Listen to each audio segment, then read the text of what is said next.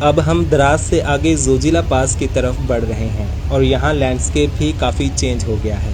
लद्दाख में जहाँ रेतीले और सूखे पहाड़ थे, वहीं यहाँ अब हरियाली सी देखने को मिल रही है। साथ में बहती इन जल धाराओं से यहाँ की सुंदरता को चार चांद लग रहे हैं।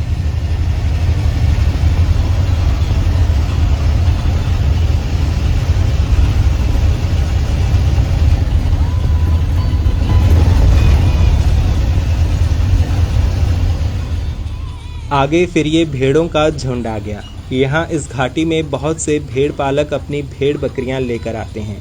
आजकल यहाँ अच्छी पौष्टिक घास उगाती है, तो ये लोग कई दिन इन्हीं घाटियों में घूमते रहते हैं।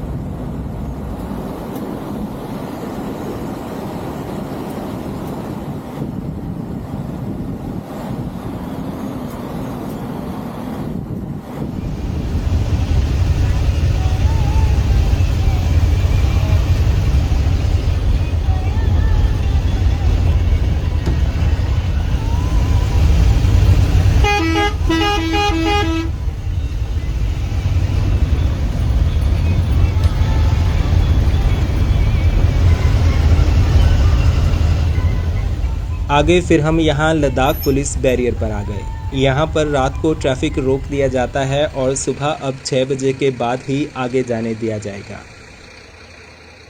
आगे जोजिला पास यहाँ से करीब 18 किलोमीटर दूर है और जोजिला पास को रात में क्रॉस नहीं कर सकते। अभी यहाँ और भी बहुत से वाहन खड़े हैं और कुछ ही देर में सबको बारी बारी आगे भेजा जाएगा।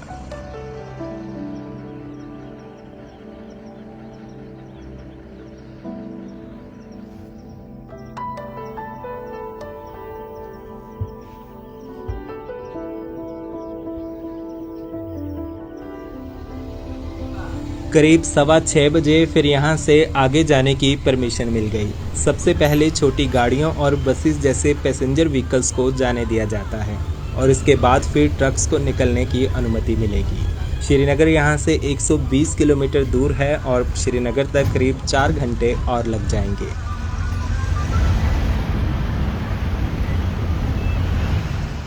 आगे यहाँ जोजिला टनल की कंस्ट्रक्शन साइट है।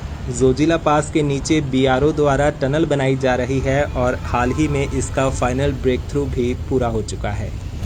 जोजिला टनल भारत के सबसे बड़े इंफ्रास्ट्रक्चर प्रोजेक्ट्स में से एक है।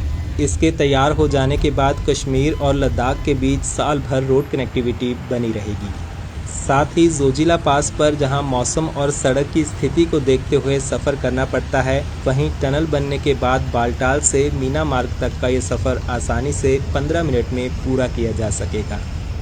13.15 किलोमीटर लंबी ये टनल समुद्र तल से 3,529 मीटर की ऊंचाई पर दुनिया की सबसे ऊंची single tube bidirectional road tunnel होगी।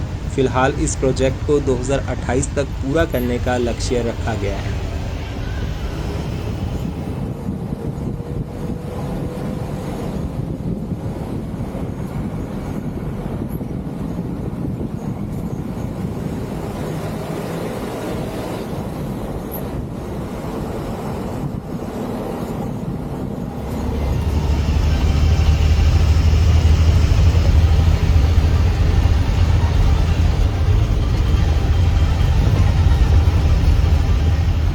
आगे ये गुमरी और जोजिला पास के वो इलाके हैं जहां साल भर बर्फ़ देखने को मिल जाती है।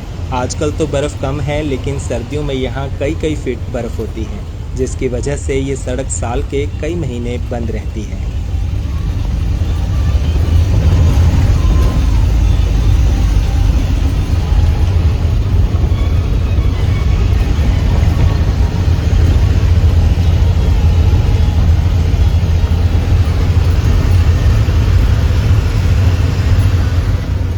आगे आता है ये जोजिला वॉर मेमोरियल।